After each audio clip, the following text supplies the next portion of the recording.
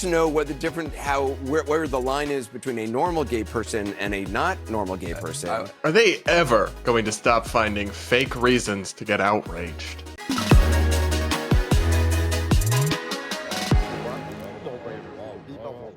We're going to break down the latest baseless mainstream media outrage, this time over normal gays who might vote Republican, and so much more. On today's episode of the Brad vs. Everyone podcast, my daily show where I take on the craziest ideas from across the internet and across our politics, all from an independent perspective. So the latest shitstorm all started when JD Vance, the Republican senator and Donald Trump's running mate, the vice presidential nominee, went on a podcast, the Joe Rogan podcast, and said that he actually suspects him and Trump might win the vote of normal gay guys. Take a listen. You get into the really radical trans stuff, you actually start to notice the similarities between a practiced religious faith and what these guys are doing.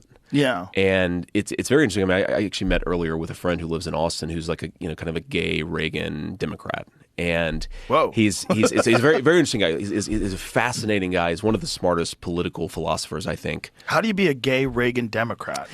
I don't know. It's just kind of what's a Reagan Democrat? Like, well, I mean, he's basically like now what you would call a Trump Republican, but he's a political philosopher and he writes about economics, right? That's sort of how I got connected to him. I had no idea he was gay when I first met him, but I'll never forget. He sent me something like 6 or so years ago, and it was Elizabeth Warren when she was running for president. And she was like, "We stand for all non-binary two-spirit and all of the like the LGBTI plus." Right. She was talking about all the plus, and she was codifying it. And he sent me this text message with this Elizabeth Warren tweet, and he's like, "I don't know what the hell two-spirit is. We just wanted to be left the hell alone." Yeah. And I think that, frankly, I wouldn't be surprised if me and Trump won just the normal gay guy vote, because again, they just wanted to be left the hell alone, and now you have all this crazy stuff on top of it that they're like, well, no, we didn't want to give pharmaceutical products to 9-year-olds who are transitioning their genders. We just wanted to be left the hell alone. So as soon as I saw this clip from the Rogan interview with JD, I knew it was going to cause a shitstorm, and it most certainly did. Take a listen to Anderson Cooper of CNN, who is gay, losing it and getting all worked up over this normal gay guy's comment that JD Vance dared to make. To know what the where the line is between a normal gay person and a not normal gay person. I mean, the question is, I'm assuming I can guess what it is, like, anything related to drag, I guess, in that drag, wearing as much makeup as Donald Trump wears, that would be considered not normal. It's fine for Donald Trump, but on a gay guy, that wouldn't be considered normal. So this credulous response from CNN and so many in the media class and the social media commentariat led a lot of people to poke fun at them and their supposed not knowing what is a normal gay guy, when it's pretty obvious what that means, and I'm happy to explain it to him. A normal gay guy is a proud American who wants to get married, raise a family, and live life, but doesn't think zer are real pronouns or that kids should get sex changes. A normal gay guy is not embarrassed about who they are, but also doesn't think pride displays need to have kink, or especially not in front of kids. A normal gay guy thinks that everybody should be free to live however's going to make them happiest, as long as they're not hurting anybody else, but thinks that a lot of the TQ plus activism and nonsense is incoherent and radical. And yes, as JD said, simply wants to be left alone, not lumped into an ever-expanding avalanche of made-up identities. I think it's pretty simple. When JD Vance is talking about normal gay guys versus the not normal gay guys or the alphabet people, he's really talking about the difference between gay, which is a sexual orientation, and queer, which is a radical political identity. Now, do I actually think that JD Vance and Trump are going to win a majority of the normal gay guy vote? No, probably not. They probably won't get anywhere close to 51% of the gay vote, or even if you were somehow able to parse out the normal gays from the radical queers, it would still be hard for me to see how they're going to get close to 50%. But do I think they're going to get maybe 20 to 25% of gay men's votes this time around? And would that be a huge increase compared to the past and an increasing shift away from just the gay vote being a lockstep Democrat constituency? Yes, and I think that very well could happen. Trump, his many other faults aside, has been pretty much pro-gay and pro-gay marriage, and JD Vance has a more checkered past on some of that stuff, but is essentially conforming to Trump's positions as part of the ticket. You also have to keep in mind that there are lots of gay people who may reject the left, may not support Kamala, but aren't on board with Trump for many other reasons that have nothing to do with their sexuality. So I find this whole saga really interesting because essentially what you have here are the protests and, in another way, the death rattles of a commentariat and a media establishment that is used to gay people being a reliable voting demographic and bloc. But as the LGBT activists get more radical, and the Democratic Party gets more radical in general, and as Republicans soften up on some of these gay-related issues, we're seeing that rapidly devolve in real time. And that's what JD Vance was getting at in his interview, and that's the thing that really has the Anderson Coopers of the world so irate. But that's just my take on this silly little saga and the latest fake outrage from mainstream media. Let me know what you think in the comments below, and do hit that like button while you're at it. Remember, guys, I do read the comments and I pick a few to respond to in every episode. Plus, if you leave your comment with a super chat or a super thanks, I'll definitely respond to it on tomorrow's show. And now, the liberal but independent HBO host Bill Maher just called out the mainstream media's latest hoax. As you can see in this supercut from Tom Elliott, mainstream media reporters from CNN, MSNBC, and elsewhere recently claimed that Donald Trump called for Liz Cheney, the former Republican congresswoman who's now supporting Kamala Harris, to be executed by firing squad. Breaking news. Donald Trump took his violent rhetoric to a new extreme, suggesting the former Republican congresswoman should be fired upon. Breaking news. Trump under investigation for saying, quote, war hawk Liz Cheney should be fired upon. Right now on ABC News Live, he suggested 9 barrels of a firing squad aimed right at her. Donald Trump declaring before a crowd that Cheney should be put before a firing line. With the battle over women voters raging, Donald Trump suggests putting Liz Cheney in the firing line. Now you have this threat against Liz Cheney that Trump is talking about a firing squad. The Drudge Report, Trump calls for Cheney execution. Using the military to kill a political rival. We've graduated to firing squads and execution. He really wants to kill with a firing squad his political opponent. Now, if Trump actually said that, that'd be a pretty horrific thing to say. In America, we don't believe in enacting political violence against the people that disagree with you. So many people probably saw this media coverage and were horrified by it, and horrified that Trump would say something like that. There's just one problem. That's not actually what he said at all. It's a complete and utter distortion of his words. Thankfully, one of the honest liberals still around in the media, even though he's a massive Trump hater, Bill Maher pointed this out and correctly noted the real context of what Trump had to say. Take a listen. I woke up today to the headline that Trump had called for a firing squad for Liz Cheney. And this is what I really don't like about the media. No, he didn't. He did not. You don't have to move me to not like Donald Trump. He says more so than many I shitty already, things. Why do you have to do that? And by the way, if you Pete don't realize it, well, here's what he said. He's criticizing him for being a war hawk. Yeah. I mean, she is Dick Cheney's daughter. He said, she's a radical war hawk. Let's put her with a rifle standing there with 9 barrels shooting at her, okay. Let's see how she feels about it. You know, they're all war hawks when they're sitting in Washington in a nice building saying, oh, gee, we'll send tens of thousands of troops right into the mouth of the enemy. Now, of course, he expresses himself horribly. He has to add, she's a stupid person because he's a moron. Well, Trump knows what it's really like from Vietnam. Okay. But, just to be clear, this is exactly what hippies always said. This is exactly what peaceniks always said. This is Fortunate Son, the song. It's like, you know what? It's very easy to sit in your building and send young men to die. Apropos of Ukraine. Yes. Because, I don't know, that war doesn't look like it's going in the right direction. Not at all, no. But just so, you know, just don't lie to me. I don't like Donald Trump. Don't lie to me and tell me he wants in front of a firing squad. He was saying something that, by the way, if it came out of the mouth, some of it, not the stupid part, again, sounds like what hippies used to say about Bill, not sending people to, Yeah. It's really fascinating that Maher's explanation here was so compelling that even the Democratic member of Congress on the panel, Jamie Raskin, agreed that the media basically lied about what Trump said. And guys, for even more proof, here's the original quote from Trump himself. But the reason she couldn't stand me is that she always wanted to go to war with people. I don't want to go to war. She wanted to stay in Syria. I took them out. She wanted to stay in Iraq. I took them out. I mean, if it were up to her, we'd be in 50 different countries. She's a radical war hawk. Let's put her with a rifle standing there with 9 barrels shooting at her, okay? Let's see how she feels about it. You know, when the guns are trained on her face. You know, they're all war hawks when they're sitting in Washington in a nice building saying, oh, gee, let's send 10,000 troops right into the mouth of the enemy.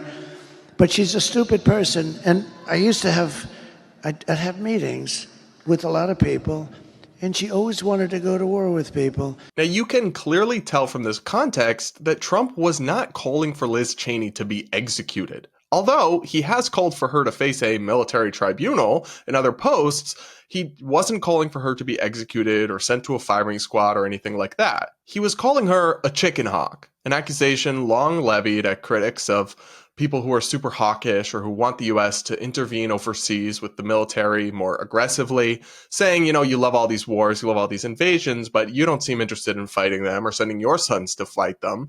It's a common argument. And maybe you think it's silly, maybe you think it's ad hominem, maybe you think it's nasty, but it is not the call for the execution of a political rival, which so much of mainstream media essentially said it was outright. They lied, or at the very least grossly misled the American people with this clear distortion of Trump's words. And I'll just never understand why they do this. Why do they immolate their own credibility like this when Trump says enough actual crazy things that they could just report on those? No, instead they can't help themselves and they just have to lie and make things out to be so much worse than they actually are. And that's why nobody trusts the mainstream media anymore. I don't know if they realize it, but these mainstream media types are actually doing Trump a massive favor when they distort his words like this, because it allows his supporters and fans to wave away and dismiss the actually crazy things he does say sometimes as just more media lies and spin. If they were truthful and accurate and honest,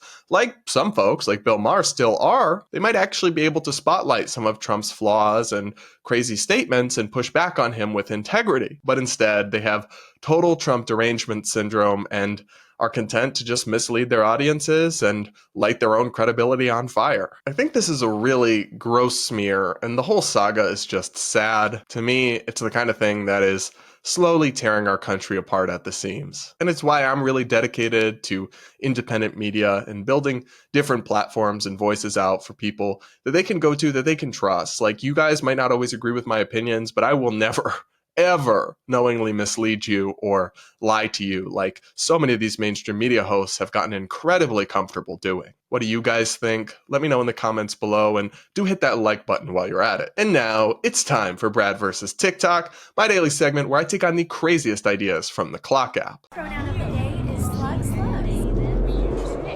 Today, this trans TikToker called the FBI because of mean comments on the internet. Yes, seriously. I was doxxed to an anti-LGBTQ plus hate group last weekend called the Libs of TikTok. My name, town, employer, and my TikTok account was posted, including 2 of my TikToks. One was a year-old Pride video, just June, happy Pride everyone, and my connection to Pride. And the second one was about my positive history with Planned Parenthood. This malicious act has resulted in threats and a slew of harassments and defamation against me. This is the latest escalation from the same individual who has been committing such acts for 3 years now. Now for my response. I have gone to ic3.gov and submitted a police report to the FBI cybercrimes. Online harassment and threats are crimes. It also goes into hate crimes because this has to do with me being LGBTQIA. Is the hate crime in the room with us right now? Because I'm not seeing one. You posted videos about sex and orgasms and Planned Parenthood to a public profile on the internet while working as a teacher at a school, and then somebody reshared the videos you posted publicly to millions more people on the internet. I don't think that's a crime, first of all. I think you're allowed to repost a video that somebody said posted publicly. We learned this as kids, people who grew up with the internet, that anything you post on the internet lives forever, and once it's out there, you can't really take it back. And I paused and looked at some of the comments that this person showed, and most of them were just nasty criticism. Very few of them were actual threats, and even the couple that were kind of vaguely threatening were most likely not serious. They were clearly kind of hyperbolic or in jest, almost certainly. Still, of course, I don't want anyone to be getting nasty comments threatening violence or whatever, but also that's not Libs of TikTok's fault. The person running that account didn't threaten you or say they were going to hurt you. So how you're reporting them to the police for a crime you imagined because of things on the other people on the internet said, the math is not mathing. And you're actually trying to weaponize law enforcement to silence criticism you and stop other people from exercising their free speech. So you're not actually the good guy here, or the good they, them, or whatever. I'll just never understand this mentality, this idea that you have the right to say whatever you want, but if other people, and you can say it publicly on the internet with your full chest, but if other people call you out or criticize it or share your content, they are committing a crime and the government should come crack down on them. That's unhinged and actually authoritarian. And look, if you really wanted to file a criminal report against somebody, it should be the individuals who made threatening comments about you, not the person who posted a video. I mean, if CNN covers a story about someone and then that person gets threats because of it, that's not CNN's fault. In the same way, Libs of TikTok just posted your content. And unless somehow the person who runs that account, Haya Rychek, unless she lied about it or doctored your content or something, which you've not alleged, then she's not responsible just for the fact that some people on the internet saw your content and then wrote a threatening comment. Like, that can happen to anyone who shares anything. Now, when you have a platform as big as she does, as many millions of followers as she does, I do think you have a responsibility to be responsible about what you share. And sometimes I think she posts stuff that is poorly vetted or not fact checked, or sometimes she posts videos as outrage and they're actually clearly jokes or like people trolling her. She posted one the other day where it was like a teacher in driving saying, on my way to give kids in my third grade class their hormone injections or something, and she posted it. It was like, look at this teacher who's giving their kids, and it's like, babe, she's trolling because of what people like you have been saying and what people like Trump have been saying about kids getting sex changes in schools without their parents' knowledge, which doesn't actually happen. So sometimes she is too credulous and she posts recklessly. But from everything I can see, this is not one of those times. You're just mad because you posted stuff publicly and other people shared it and criticized you.